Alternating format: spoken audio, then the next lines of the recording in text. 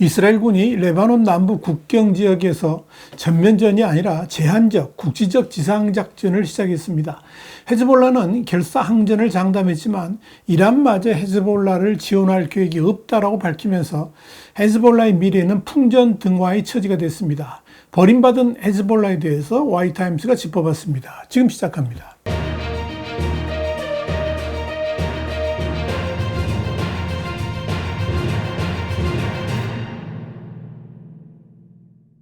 영국의 텔레그래프는 현지 시간으로 1일 이스라엘군이 이날 오전 1시 50분께 성명을 통해 레바논 남부 국경 지역의 헤즈볼라 테러 목표물에 대한 정확한 정보를 바탕으로 제한적이고 국지적이며 표적화된 지상 습격을 시작했다라고 밝혔다. 그러면서 이스라엘군은 이 표적들은 국경과 가까운 마을이 있으며 이스라엘 북부의 이스라엘 공동체에 즉각적인 위협을 가하고 있다고 강조했다. 이렇게 보도했습니다.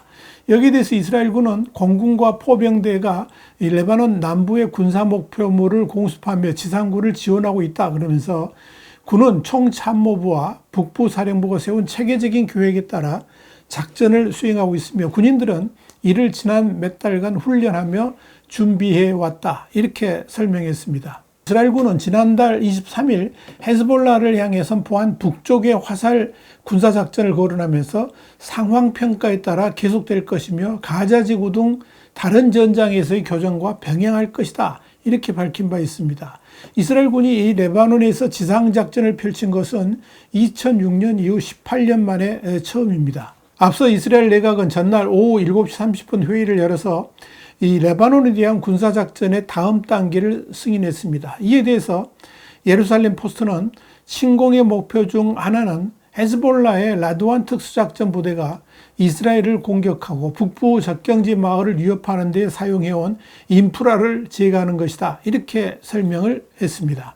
이번 작전은 미국에도 사전 통보된 것으로 보입니다. 매슈 밀러 미국 국무부 대변인은 브리핑에서 이스라엘은 현재 국경 근처에 헤즈볼라 인프라를 겨냥한 제한적인 작전을 진행하고 있다는 것이 우리에게, 그러니까 미국에게 통보한 내용이다. 그러면서 이스라엘과 지상전에 대한 대화를 해왔지만 이스라엘은 현 단계에서 지상전은 국경 근처의 인프라에게 집중된 제한된 작전이라고 했다. 이렇게 전했습니다. 밀러 대변인이 이어서 이스라엘은 헤즈볼라의 공격에 맞서서 자신들을 지킬 권리가 있다. 그러면서 권리에는 레바논 내부의 테러 공격 인프라를 겨냥한 것까지 포함된다라고 덧붙였습니다.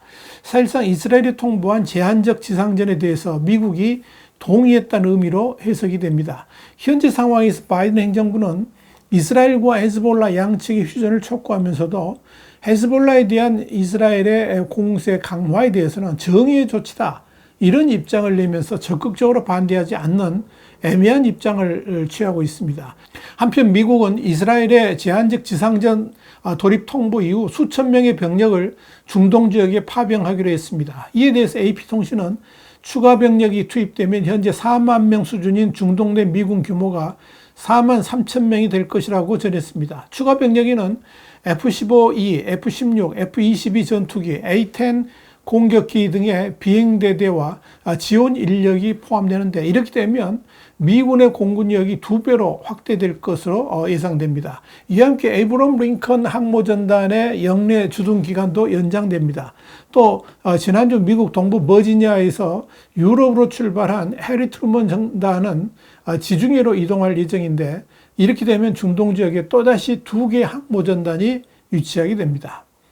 이스라엘군의 공격을 받은 헤즈볼라는 일단 레바논의 산악지대에 구축한 땅굴에서 은신하면서 결사항전을 다짐하고 있습니다. 중동 지역에서 사막이 없는 유일한 국가인 레바논에는 국토를 남북으로 가로지르는 길이 240km의 레바논 산맥과 안티레바논 산맥이 있는데 이곳에 북한과 이란의 도움으로 구축된 총 영장 수백 킬로미터의 거미줄 같은 터널 네트워크를 저항의 근거지로 삼고 있습니다.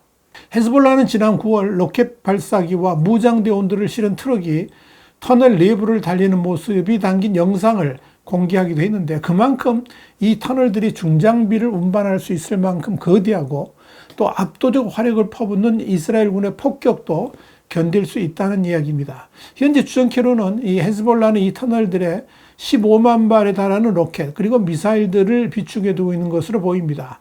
이스라엘군이 북쪽의 화살이라는 작전명이 붙은 헤즈볼라 군사시설에 대한 폭격으로 수만 발의 로켓과 미사일 및 미사일 발사대 그리고 드론들을 파괴했지만 이 터널들에 숨겨져 있는 무기들은 아직 파괴되지 않은 것으로 보입니다. 결국 이스라엘군이 부분적이긴 하지만 지상작전을 펼치는 것도 이 헤즈볼라의 땅굴들을 파괴하지 않는 한 헤즈볼라의 공격이 계속될 수 있다고 보고 이를 소탕하기 위한 것을 보입니다. 문제는 정보력입니다. 이스라엘군이 헤즈볼라의 땅굴들을 파괴한다는 것은 사전 정보 없이는 사실상 쉽지 않은 일이기 때문입니다. 그런데 이스라엘군이 지상작전을 시작했다는 것은 헤즈볼라의 땅굴들에 대해서 어느 정도 자신감을 가지고 있기 때문에 시작한 것이 아닌가 하는 추론을 할 수가 있을 것입니다.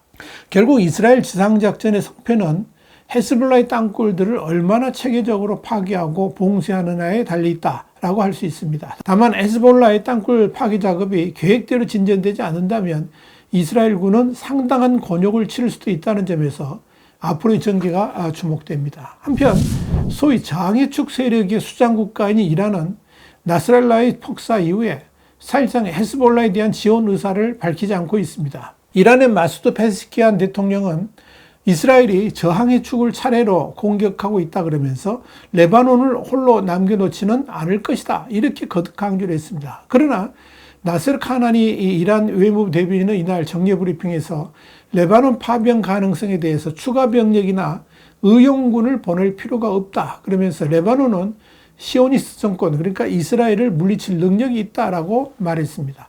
이란은 지난 9월 27일 헤즈볼라 수장 나스랄라가 이스라엘 공습으로 폭사하자 나스랄라의 피는 복수 없이 끝나지 않는다 그러면서 보복을 다짐했지만 구체적인 보복책은 전혀 언급하지 않고 있습니다. 여기에 대해서 파이낸셜 타임스는 이란은 1980년 미국의 지원을 받았던 이라크와 전쟁을 벌이면서 자신들의 재래식 화력 수준이 어떠한지 그 한계를 분명하게 깨달았다라고 설명했습니다. 다시 말씀드려서 미국의 지원을 받는 이스라엘과 전쟁을 한다면 승산이 전혀 없다는 것을 절실히 깨닫고 있어서 선뜻 항전 의지를 행동으로 보이지 못하고 있다는 겁니다. 수니파가 주류인 아랍 주변국들이 시아파 이란이 같은 시아파 무장단체 헤즈볼라를 지원하는 것을 달가워하지 않는 중동의 복잡한 역학관계도 이란이 직접 개입을 망설이는 이유 중에 하나입니다. 또한 나스랄라를 포함한 핵심 지휘관 대부분이 사망한 상황에서 헤즈볼라 조직 복구도 선행돼야 한다는 점도 있습니다. 사실 헤즈볼라 입장에서 이란이 보이는 태도는 황망스럽기까지 할 것입니다. 철저하게 자신들의 종주국으로 믿어왔던 이란이 헤즈볼라가 위기를 맞았음에도 전혀 보호 의사를 보이지 않고 있기 때문입니다.